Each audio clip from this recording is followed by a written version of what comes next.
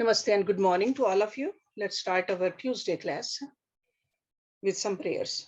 Om Guru Brahma, Guru Vishnu, Guru Devo Maheshwara, Guru Sakshat Parbrahma, Tasmai Shri Guruve Namaha. Om Bhu Bhavaswaha, Tatsavitra Varenayam, Bhargo Devasya Dhimahi, Dhiyo Yo Nah Prachodayat. Asto ma satgamya, tamso ma jyotirgamya, mrityorma amritam gamya. Om sehna vavatu, sehna bhunaktu, saviryam karvavahi, tejasvi navadhitamastu, ma vidvishavahi. Om shanti shanti shanti om. Let's open our Mahabharata books and we're going to start the fourth Kand today, which is called Virata Parvar. And we are starting with the page number 725. So you can open your books. The title of this chapter is the 13th year. And what is this 13th year? 13th year of the exile for Pandavas. So they were exiled for 13 years. And this last year, they were supposed to, it was called Ajnatavasa. So if somebody recognized them, then the whole 13 years start again. So it was very crucial period of their exile. Yudhishthir gathered Dhaumya, and again Dhaumya is their priest, and his Brahmins together in the ashram on the banks of the lake at Dvetwan. He said, our 12 years in the jungle are over. Holy ones, but for the solace of your company, we would have found these years an intolerable burden. Now the hardest part of our exile begins. For this last 13th year, we must live among men again in disguise. And the price of being discovered will be another 12 years in the wilderness. His voice choked. I have no words to tell you how beholden we are to you, none to say how much we love you and how much we shall miss you. But our ways must part now. For this final year, the time has come to say farewell. We must disguise ourselves and no one must know where we are, lest our whereabouts are inadvertently betrayed. At the end of this year, I will have my kingdom back in peace if the gods will, or with war if fate so decides, and we shall meet again. Now he sobbed like a boy. Dhaumya put an arm around him and said, this 13th year is the last yam of the night before dawn breaks. When it ends, you will shine over the earth again like the sun. You must be brave until then. Bhim was visibly upset to see his brother crying. He took Yudhishthir's hand and began to speak flippantly to him, as one would to distract a child. Touched by this, Yudhishthir smiled and wiped his eyes. Most of them in tears, the Brahmins blessed the Pandavas and went back to Hastinapur and Indraprastha, to the homes they had left 12 years ago. Some of them remained in the forest. The Pandavas went to bid farewell to the other rishis of the Van. Again, Yudhishthir was in tears, for those hermits had become like kin to him. When all the other Brahmins had gone, the Pandavas, Draupadi and Dhaumya, sat beside the lake in Dvetwan. Yudhishthir said somberly, we have to choose a kingdom in which to spend the next year, and we must choose wisely. Arjun, you have arranged these lands as none of us has. Tell us where to find a home for a year.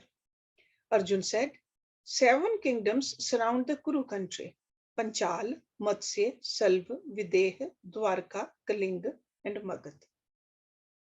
For myself, I have heard that Virat in the Matsya kingdom is a fine city, and we must live in a city where people abound and we can pass unnoticed. But you must decide, Yudhishthir. Yudhishthir agreed at once, we shall go to Virat. I would have gladly chosen Dwarka or Panchal, but those are where Duryodhan's spies will first look for us. As for the other kingdoms you named, I know little about their kings. Virat I know about. He is a man of dharam. He is powerful, charitable, and our well-wisher, as I have heard. Moreover, he is not a young man or a fickle one. Let us decide on the Matsya kingdom and the city of Virat.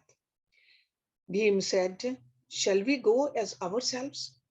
We must go in disguise and never be recognized. Arjun asked, Yudhishthir, how will you go to Virat?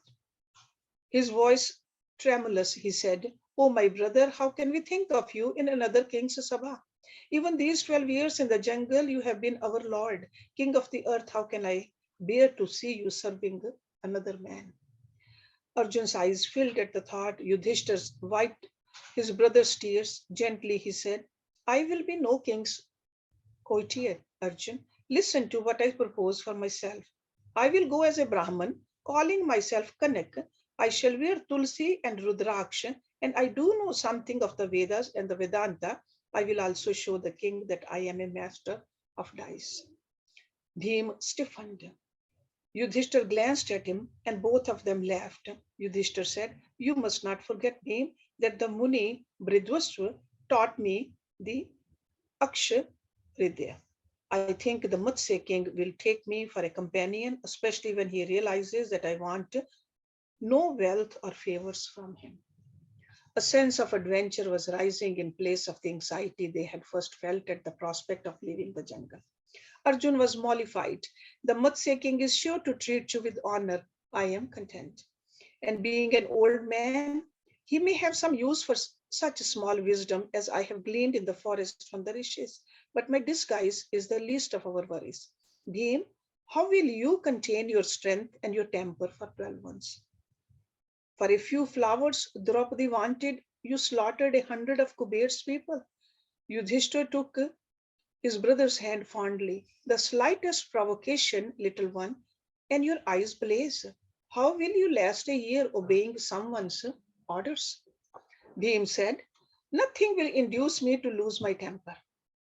After these 12 years, no provocation will make me risk another exile. Arjun asked, how do you intend to appear in the Matsya king's court? Bhim grinned. You know that I love cooking almost as much as I eating.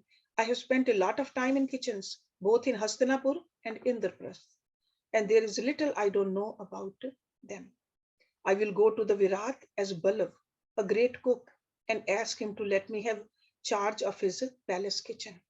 I will tell him I am a wrestler as well and offer to train the young men of his city. I am sure he will employ me. Yudhishthir said, suppose he asks where you worked before. Bhim laughed. I was the Emperor Yudhishthir's cook in Indraprasth. I can furnish him with convincing details. I will say that since my lord Yudhishthir went into exile, I have been seeking another master as noble as him, and I heard the king of Matsya is such a man. His brothers and Draupadi laughed at his ingenuity. Yudhishthir turned to Arjun, and how will you, tameless Kshatriya, live as a servant yourself when you were so anxious at the thought of seeing me as one? Arjun turned his eyes down. He spoke in a strange new voice. Yudhishthir, 12 years of our exile have ended, but I did not realize this because Dharamadeva said so.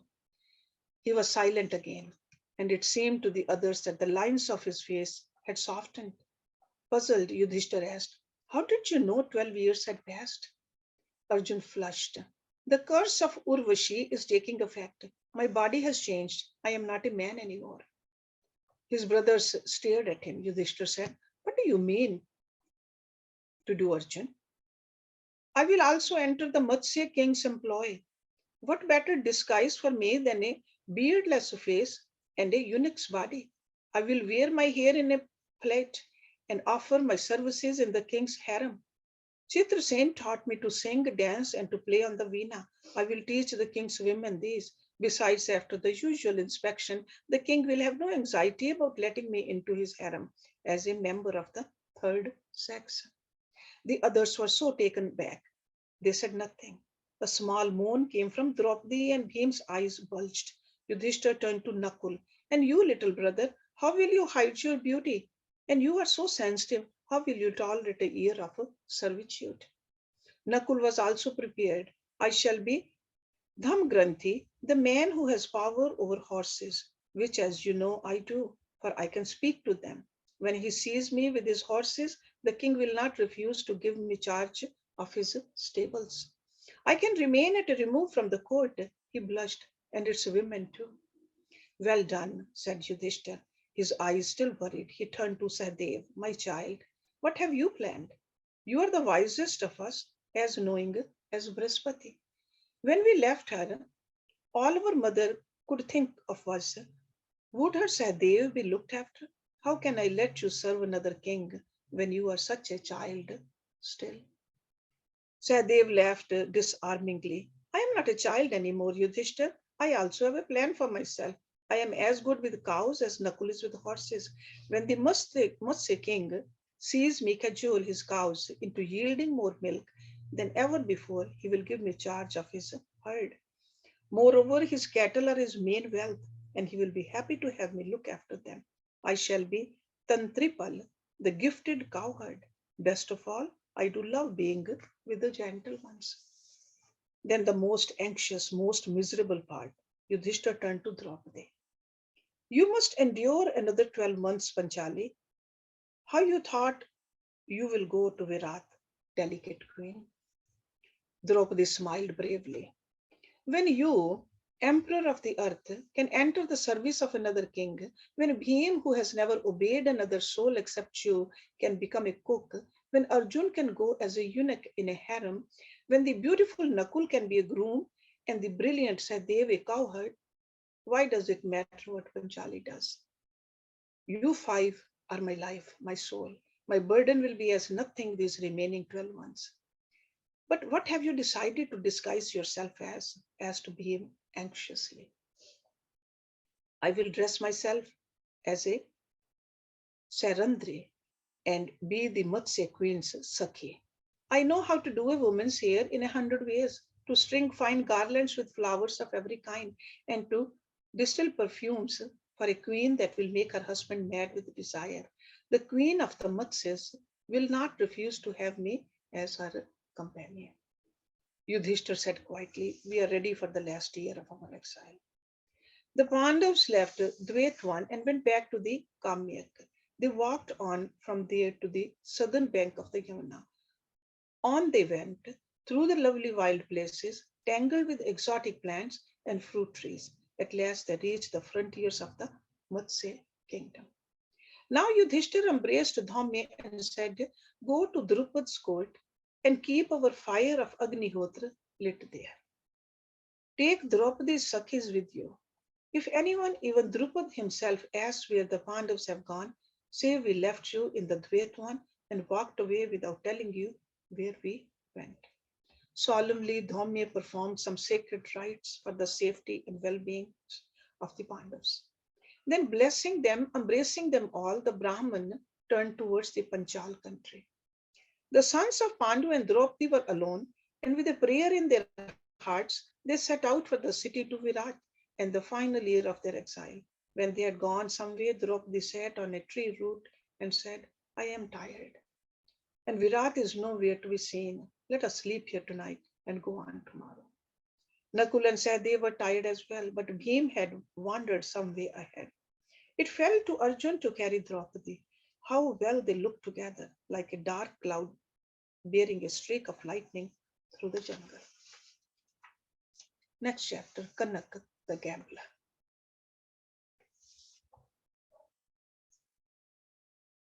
They trudged on through the dim jungle as afternoon began to wear into dusk. At last, through the trees ahead, they saw that the forest ended, and beyond a stretch of fields, silhouetted against the sinking sun, was the city of Virat. Yudhishthir said, there it is, our destination. Gently, Arjun set Draupadi down. He asked, shall we enter the city now? Yudhishthir replied, can you imagine the attention we will draw if we go in together, carrying our weapons? Just the Gandiv would give us away, and remember, Duryodhan's spies must be everywhere. The quest for us will not be less than a war for our cousin. If we are found, we must spend another 12 years in the wilderness, and that should certainly be the end of us. What shall we do then? We must leave our weapons somewhere in this forest and come back for them at the end of the year. Arjun said, I have been here before. If I remember correctly, there is a cremation ground not far from here, a much feared place full of snakes and wild animals. No one will dare search it too closely, nor stay there a moment longer than they need to. Let us find the burning ground. It was not far, and fire will smoldered among the trees, and there were other dead bodies, unburned, moldering. Arjun pointed to a tree, a giant that grew at the very heart of the grove of death. The Sami would be an ideal hiding place for our weapons.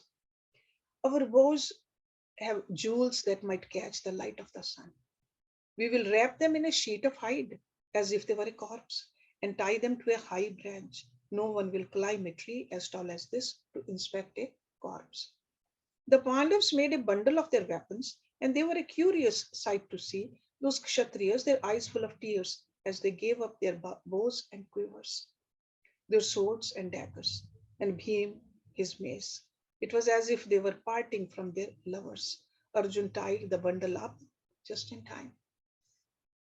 Some men from a nearby village were passing that way, traveling to the city of Virat. They saw five splendid young strangers and an exquisite woman with them, crying as they made fast a corpse in its sheet. The giant among them was the most distressed, and the eldest was consoling him as one would a child.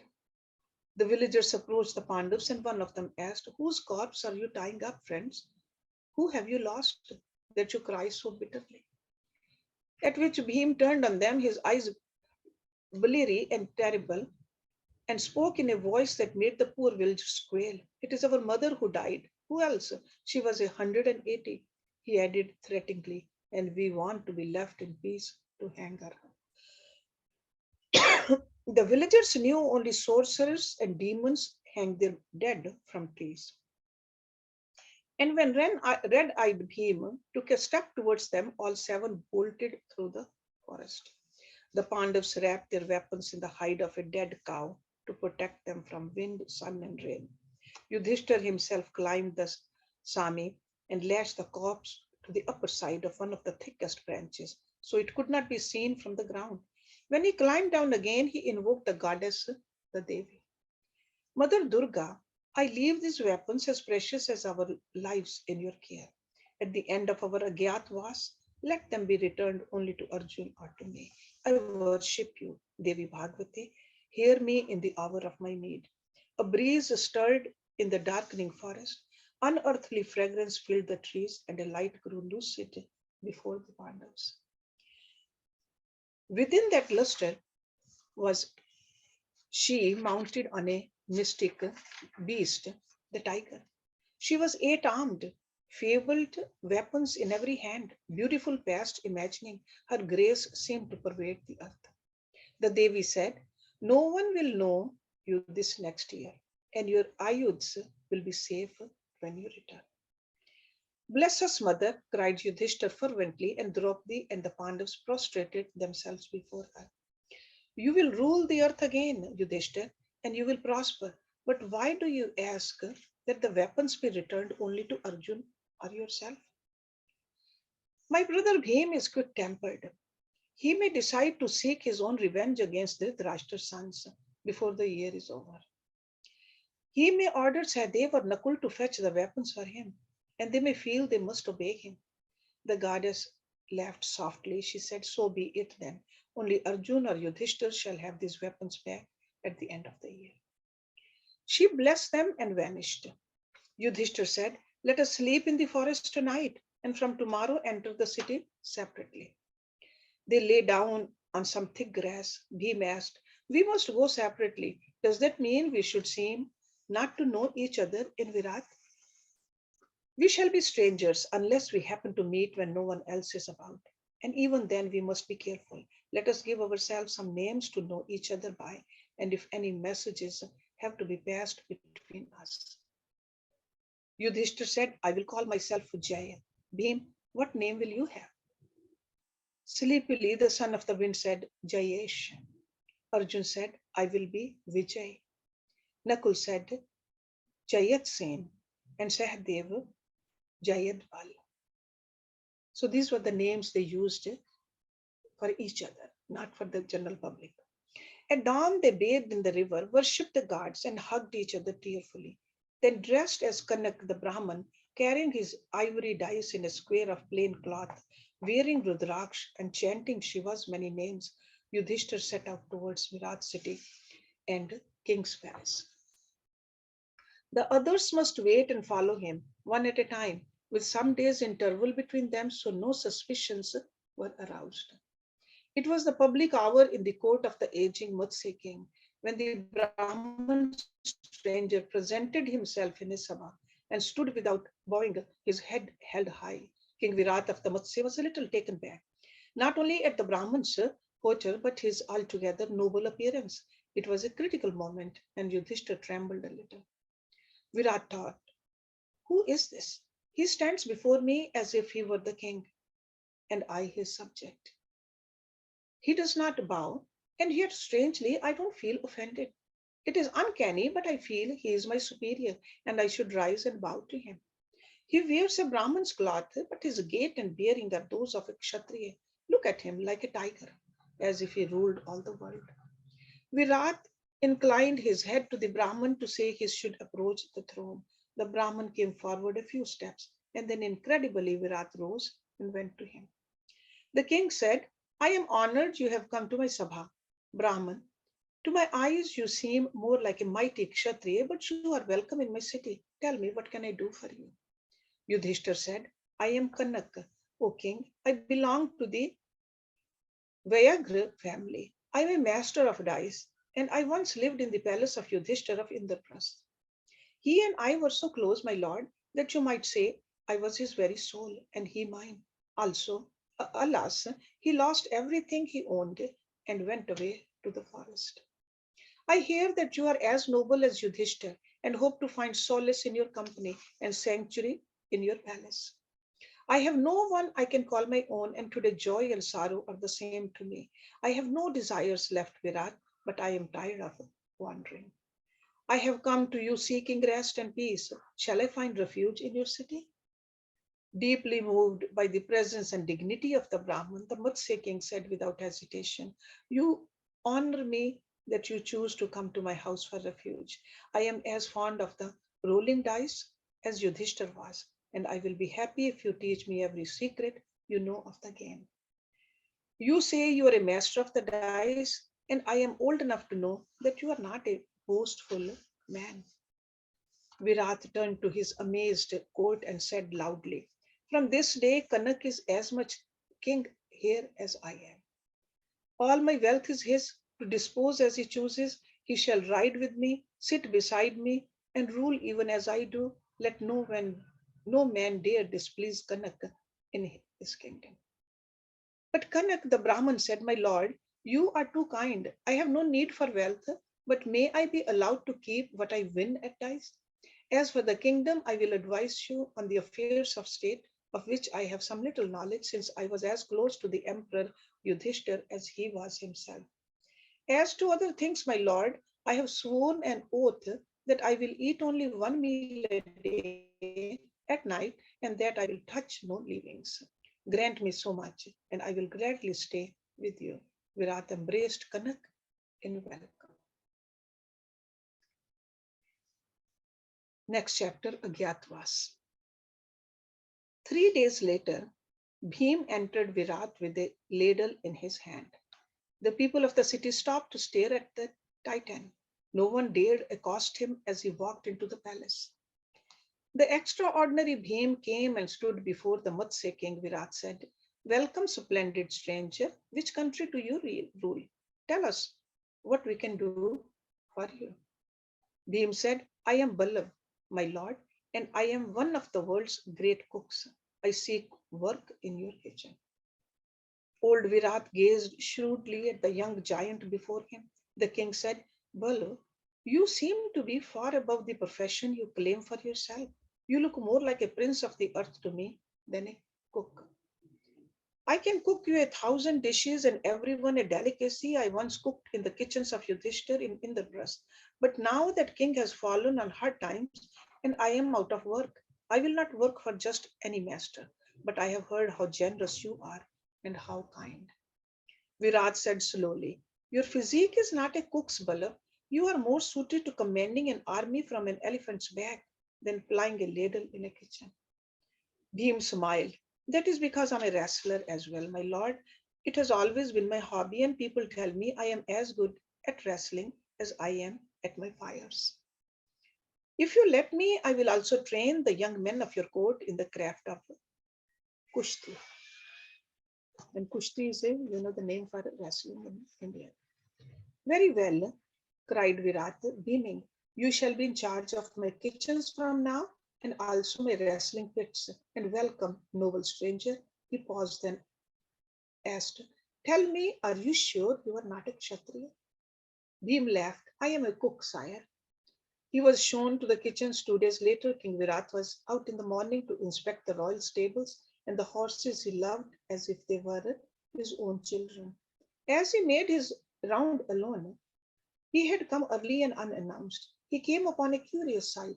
Virat saw a dark young man who was so handsome he took one's breath away, speaking to the finest of the king's horses in the most intimate voice. Virat paused in the shadows to watch. The young man was handsome enough to make another man wish he were a woman. Most amazing was the way the horses responded to him.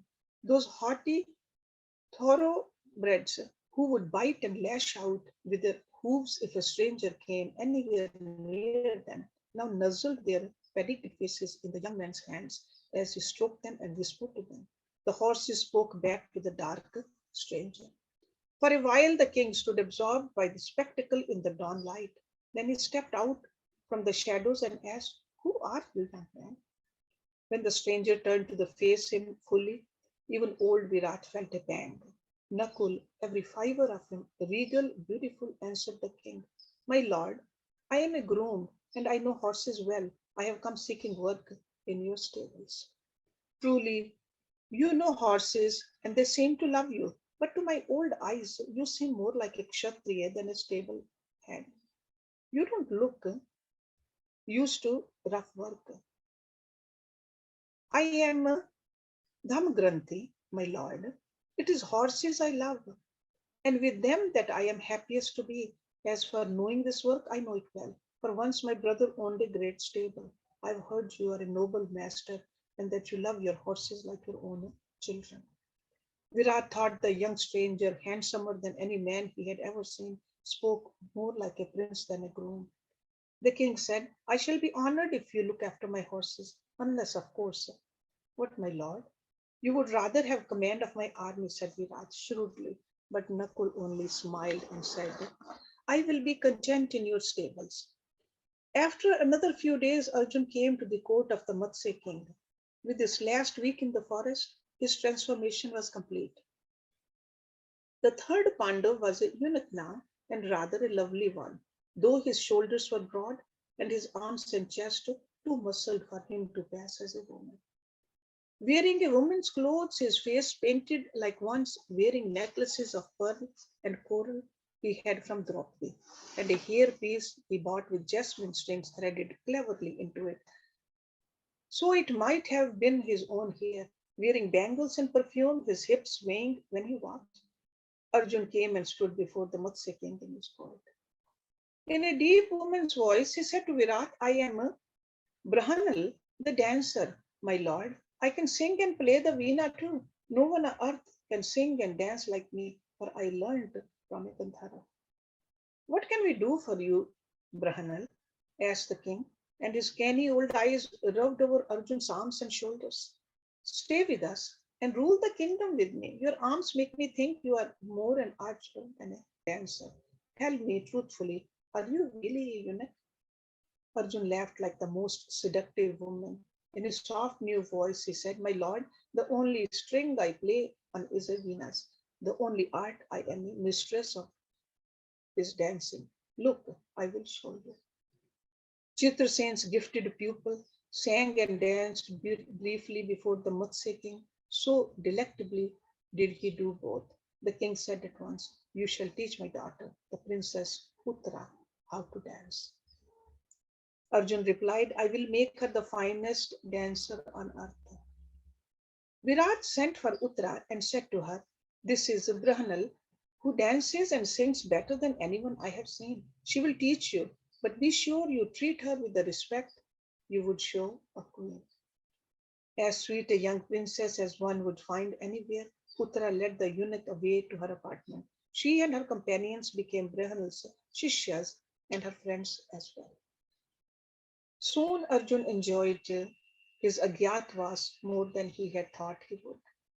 Though with all that noble young womanhood around him, he often wished he were himself again and a whole man. A few days after the arrival of Brihanal in Virat's court, Draupadi entered the city of that king. Wearing old and torn clothes, she came as a Sarandri, but the people in the street stopped to stare at her, for she could not hide her dark beauty.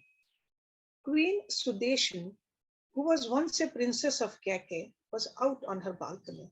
Looking up the main city thoroughfare that led to her palace, she saw the striking young woman, dark as dusk.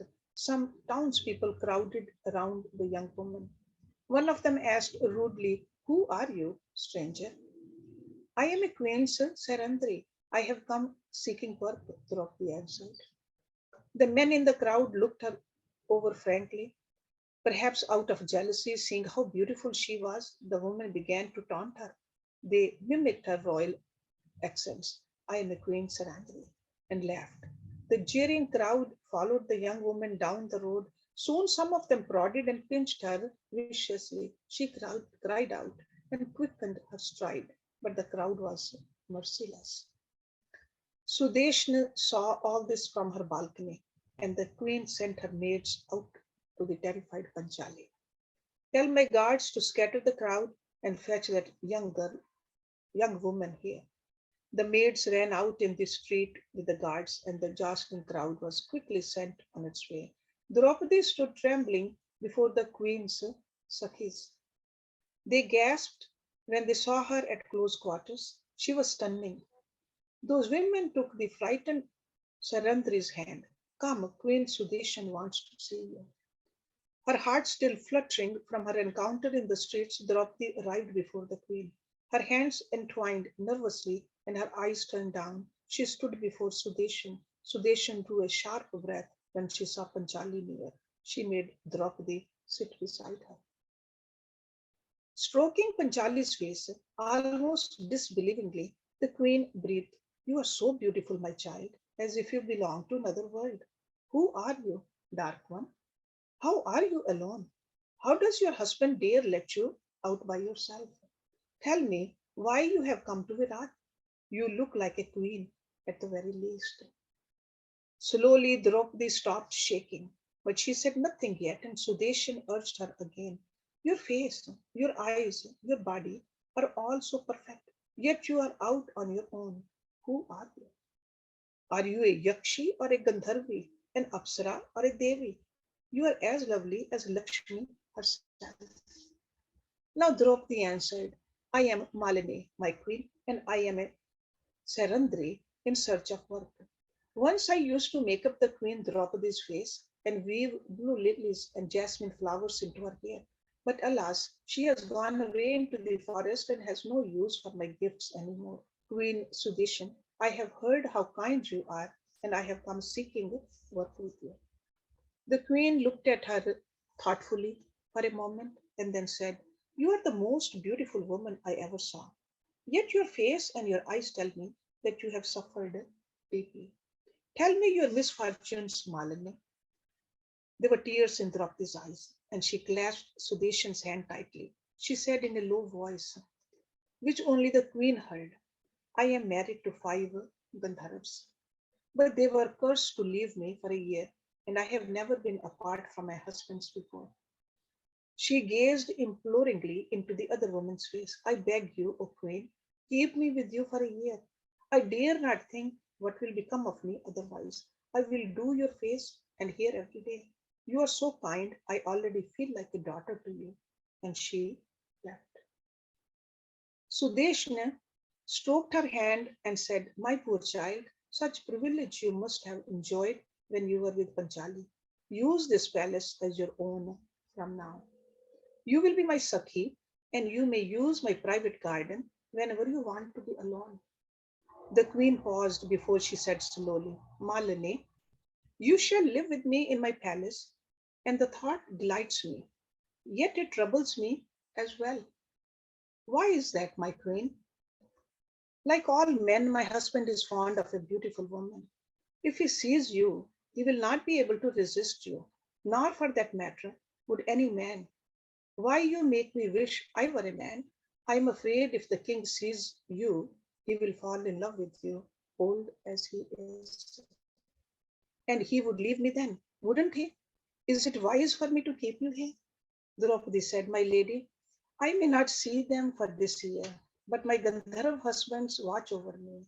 No man will come near me, not your king or any other. Besides, how could I betray your kindness? If you kept me here, I will always remain in your inner rooms and your garden and never show my face outside. Trust me, I won't cause you any grief. Sudeshan kissed her and cried, You are such a ravishing child. How can I refuse you? Draupadi turned her eyes down and said, But I too have some small conditions I must keep. What are they? My husbands would not tolerate it if I were to eat my leavings, and they would be angry if I had to press anyone's feet. Sudeshan smiled. You will never have to do either in this palace. Thus Yudhishthir's queen Draupadi, once empress of all Bharatvarsh, joined the service of Queen Sudesh of the Matsya kingdom as her flocked body.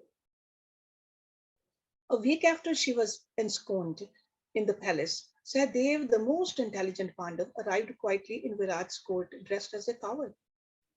Carrying a staff in his hand, he said to that king in chaste language and a voice as deep as the rumbling of clouds, My lord, give me work in your cattle sheds. I have a way with cows, and when I tend them, they give twice the milk they would otherwise. If you like, I can prove it to you before you take me in. The king gazed at the self-effacing young man. He said slowly, Stranger, somehow it seems to me that you haven't always been a coward.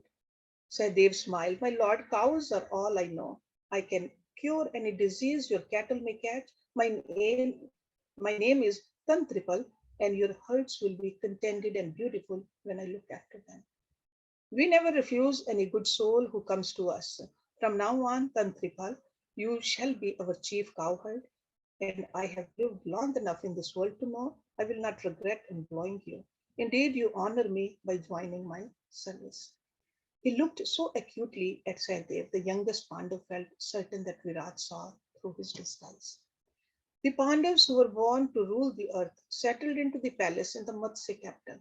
Soon the king was happy only when he was in the company of his new courtier Kanak. He found the man ever wiser than he had judged at first, and at gambling the Brahman was peerless. After he had received the occult siddhi from the rishi Bridhasva, Yudhishthir was an invincible master of the rolling dice. He beat the best players in the Matsya court easily and entrenched himself in the king's favor. Besides, Virat soon began to consult Kanak on complex and delicate matters of state and found in the Brahman an exceptionally sagacious counselor. Bhim was as pleased as he could possibly be in the king's kitchens. He slept on a cook's bed, but on a wonderfully full stomach. Besides, he did enjoy cooking almost as much as eating what he cooked. And the mighty Bhim was blessed with a spectacular culinary talent. He was quite simply a magnificent cook. Then he wrestled. He taught the young Kshatriyas of Virat, but he was careful never to reveal his true strength. The king saw that Balav was as good a wrestler as he was a cook. Well pleased, he rewarded him with gold and jewels. The horses of the royal stables were in finer fettle than Virat had ever seen them. Their coats were sleek and glossy, and their fierce spirits contended. Virat rewarded Dhamgranthi, his new groom, generously. The cows of the Matsya king yielded more milk than ever before, and they too shone with a quiet joy at being in the care of the new herdsman. Sahadev was happy with the herd, and the king was pleased with him. Under the watchful eye of her guru, the eunuch Brihanal, the gifted princess Uttara, began to blossom into a rare dancer. Very often, Virat would spend an hour or two watching his daughter at her lessons. The old king would gaze at Brihanal out of the corner of his eyes, marveling at the eunuch's powerful shoulders and her muscled arms. But there was no doubt that Brihanal was indeed a eunuch. But the king had him examined. Still, a persistent suspicion troubled Virat. The Brihanal was more than what he seemed to be. There's some mystery lurked behind the eunuch. The Pandavas spent 3 happy months in Virat's court, hidden as if they were back in their mother's womb. Even Draupadi the Sarandri was satisfied enough with her lot, though when she thought of her husbands as courtier, cook, stable hand, eunuch, and cowherd, her eyes would fail. Let's stop it here. And the next chapter will be Cook and the Wrestler. We'll see what happens there. Om Purnamada Purnamidam Purnat Purnamudachyate Purnasya Purnamadaya Purnameva Visheshyate Om Shanti Shanti Shanti Om. Thank you very much.